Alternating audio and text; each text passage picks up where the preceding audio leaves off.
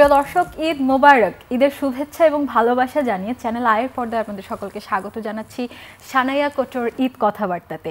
প্রিয় দর্শক, আমরা আমাদের পছন্দের মানুষের সাথে আড্ডা দিতে ভালোবাসি, কথা বলতে ভালোবাসি যারা শিল্পী তাদের গান শুনতে এবং গানের পেছনের গল্প শুনতে। আজ আমাদের সাথে আড্ডা দেওয়ার জন্য রয়েছেন একজন সঙ্গীত শিল্পী নুজহাত সাবিয়া পুষ্পিতা। স্বাগত জানাই তাকে। স্বাগত। কেমন আছেন? খুব ভালো আছি আপু, আপনি কেমন আছেন? আমি বেশ আছি। ঈদ কেমন কাটছে? ঈদ দারুণ কাটছে আসলে। আর ঈদের সময়টা আমরা যেহেতু গান করছি, তো অনেক স্টেজ শো থাকে, টিভি শো এর ব্যস্ততা থাকে, এছাড়া নতুন নতুন গানের একটা ব্যাপার থাকে, তো সব মিলে ঈদ দারুণ কাটছে। ঈদ কোথায় করা হয়, ঢাকায় নাকি গ্রামের বাড়িতে? ঈদ বেশিরভাগ আমার ঢাকায় করা হয়। একদম ছোটোবেলায় যখন দাদি ছিলেন, তো তখন দেখা যেত যে গ্রামে যে আমরা ঈদ পালন করতাম, কিন্তু এখন আসলে আর সময়টা একদম যান্ত্রিক হয়ে গেছে, খুব ব্যস্ততার মধ্য দিয়ে কাটাতে হয়, এ কারণে দেখা যায় যে ঢাকাতেই ঈদ করা হয়। একদম ঠিক কথা বলেছেন যে সময়টা আসলে এতটাই বেশি যান্ত্রিক হয়ে গিয়েছে, সময় বের করা যায় না একটু গ্রামের বাড়ি গিয়ে অবসরে ঈদ কাটাবো। গ্রামে তো আগে ঈদ কাটাতেন ছোটবেলায়, তখনকার কোনো স্মৃতি কি মনে পড়ে? অনেক স্মৃতি আছে, তবে এই ঈদ মানে হচ্ছে কোরবানির ঈদ, আর কোরবানির ঈদ মানেই আসলে গরু ছাগল এগুলো নিয়ে আসলে বেশ স্মৃতি আছে আমার। তো একটা স্মৃতির কথা না বললেই নয়। একবার আমি হচ্ছে একটা মিউজিক ভিডিওর জন্য শ্যুট করতে গিয়েছিলাম, সেটা নারায়ণগঞ্জের ওইদিকে কোনো একটা গ্রামে হবে। তো সেইখানে যেহেতু মিউজিক ভিডিওর শুটিং, তো অনেক জায়গায় আমাদের শ্যুট করতে হয়েছে, গাছের নিচে, গাছের ছায়ায়। তো সেখানে দেখা গেছে যে আমরা যেই জায়গাটায় শ্যুট করব সেইখানে হচ্ছে একটা দোলনা আমাদের লাগতো আর কি। তো সেই দোলনার জায়গাটায় একটা গরু বাঁধা ছিল, তো গরু দড়ি দিয়ে বাঁধা ছিল সেখানে। তো এখন আমার সাথে যিনি ছিলেন, ওই গানটির কথা লিখেছিলেন এম এ আলম শুভ ভাইয়া। তো উনি হচ্ছে মডেল হয়েছিলেন।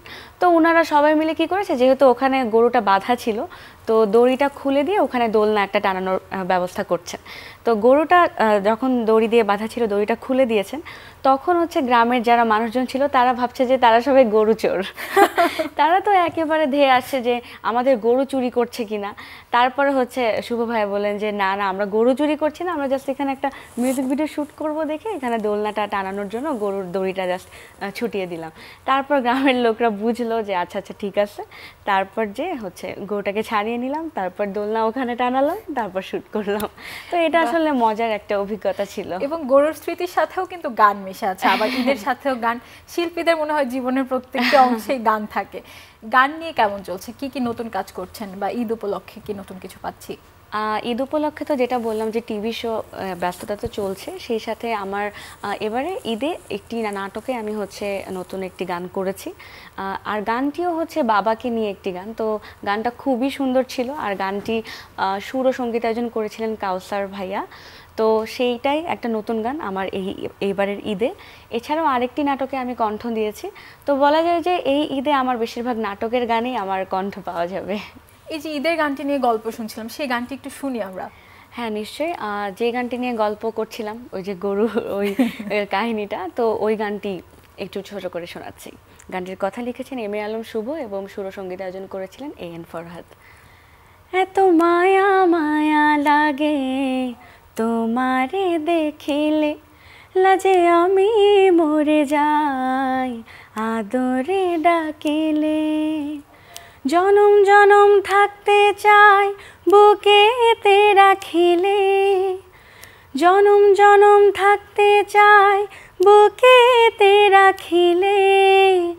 সুখের একখান ঘর বানাবো দুজনে মিলে, সুখের একখান ঘর বানাবো দুজনে মিলে।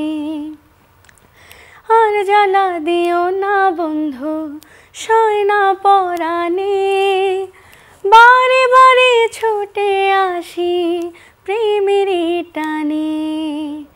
তোমার হয়ে থাকতে চাই জড়িয়ে রাখিলে, তোমার হয়ে থাকতে চাই জড়িয়ে রাখিলে।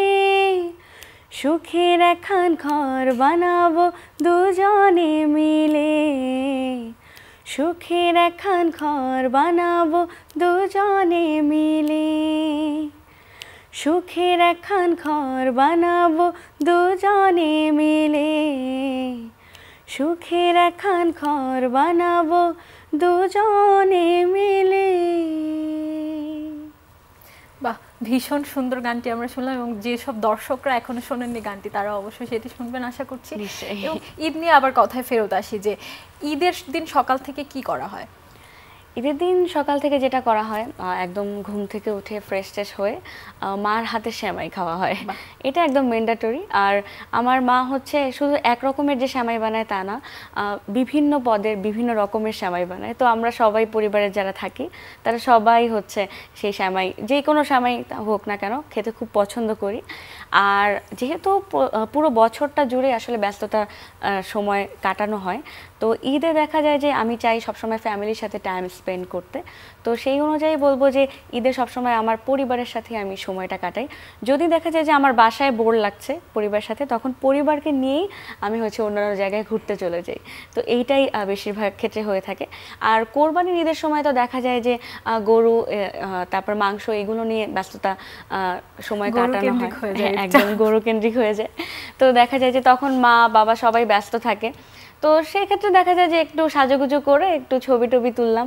আবার ঈদের দিন আবার আমার লাইভও থাকে, স্টেজ শো থাকে, তখন সেক্ষেত্রে মাকেই সাথে নিয়ে যাই। মানে মূল বিষয়টা হচ্ছে ঈদের সময়টা আমি সবসময় পরিবারের সাথেই কাটাই।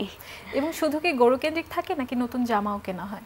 হ্যাঁ, নতুন জামার ব্যাপারটা তো একদমই অন্যরকম, সেটা যে কোনো ঈদ থাকুক না কেন, রোজার ঈদ হোক বা কোরবানির ঈদ হোক, নতুন জামা তো একটা লাগবেই।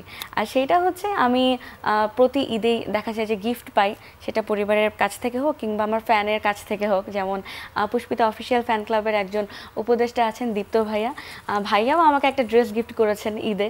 তো দেখা যায় যে গিফটও পেয়ে থাকি, আবার হচ্ছে পরিবারের কাছ থেকেও পেয়ে থাকি, কিনেও থাকি। আর সেই সাথে আরেকটি ভালো লাগার বিষয় হচ্ছে আমি নিজেও আমার পরিবারকে গিফট করি। আমার হচ্ছে নিজের যেটা ভালো লাগে, আমার মার জন্য, বাবার জন্য, আমার ভাইয়ের জন্য, তো তাদেরকেও আমি হচ্ছে নিজের থেকে গিফট করি সবসময় ঈদে। বাহ, চমৎকার। এবং ভক্তদের কথাটা যেহেতু আসলো, আসলে যে ভক্তদের জন্য আমাদের আজকের এই আড্ডা দেখতেও তারা হয়তো উপভোগ করছেন। ভক্তদের জন্যই তো শিল্পীদের সকল কিছু, আমাদের সকল কিছু। এবার একটু ছোটবেলার ঈদের কথা শুনতে চাই। ছোটবেলার ঈদ এবং এখনকার ঈদ, দুইটার মধ্যে কি উল্লেখযোগ্য কোনো পার্থক্য মনে হয়?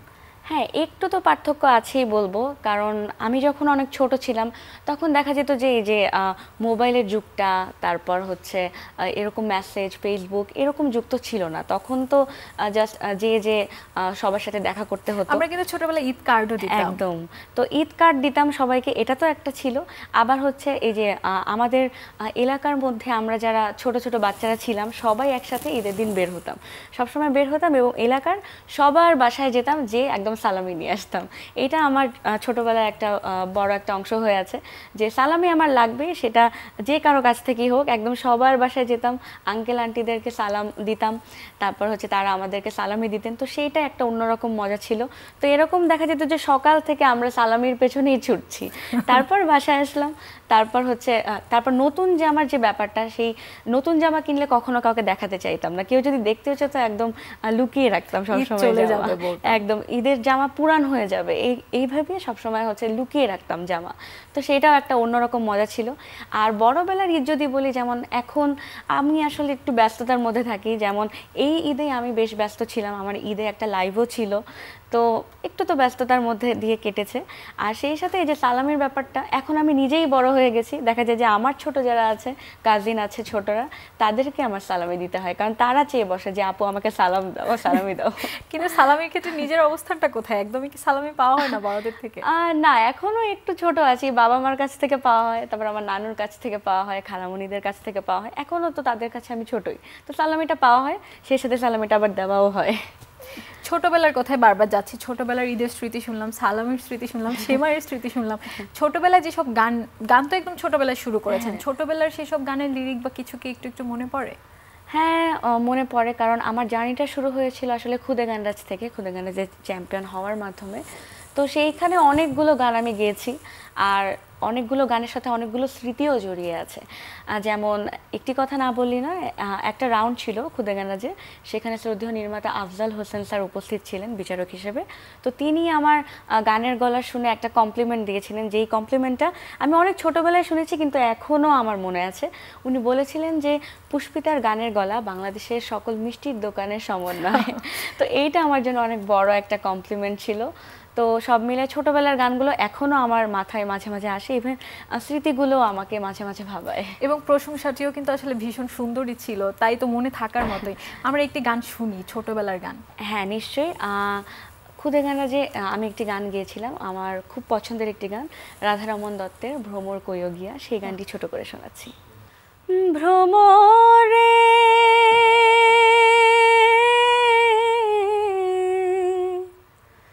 কইও কইও কইও রে ভ্রমর, কৃষ্ণ রে বোঝাইয়া, মুহি রাধা মইরা যাইমু,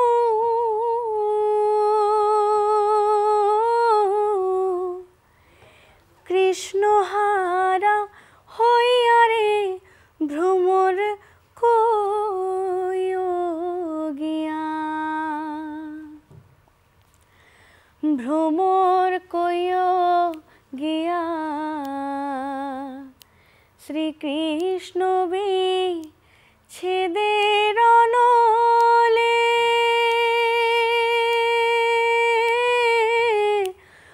অঙ্গ যায় জ্বলিয়া রে ভ্রমর কইও গিয়া, ভ্রমরে আগে যদি জানতাম রে ভ্রমর, যাইবারে ছাড়িয়া, আগে যদি জানতাম রে ভ্রমর, যাইবারে ছাড়িয়া, মাথার কেশর দুই ভাগ করি,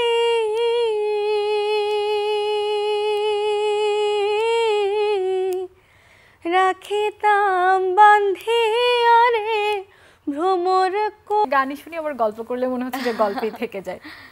এবং দর্শকরাও কিন্তু আসলে পছন্দের মানুষের বা আপনার যারা ভক্ত তারা নিশ্চয়ই পছন্দ করে গল্প শুনতে বা কিছু শুনতে। তো সারপ্রাইজের কথাটা তখন বলছিলেন যে গিফট দেয়া বা নেয়া, দর্শকদের কাছ থেকে কেমন ভালোবাসা পান বা একটা গান বের হওয়ার পরে রেসপন্সটা কেমন আসে? হ্যাঁ, এখন যেহেতু আসলে সোশ্যাল মিডিয়ার যুগ একদম, তো দেখা যায় যে ফেসবুক থেকেই আমি প্রচুর রেসপন্স পাই। আর আমি যেহেতু আমার নজরুল বেসিক হলেও আমি আসলে সব ধরনের গান করতেই স্বাচ্ছন্দ্য বোধ করি, তো সেই অনুযায়ী সবসময় আমি মৌলিক গান করার ক্ষেত্রে বা মিউজিক ভিডিও করার ক্ষেত্রে আমি সবসময় এই জিনিসটা মাথায় রাখি যে দর্শক শ্রোতারা কোন ধরনের গান আমার কণ্ঠে শুনতে পছন্দ করছেন।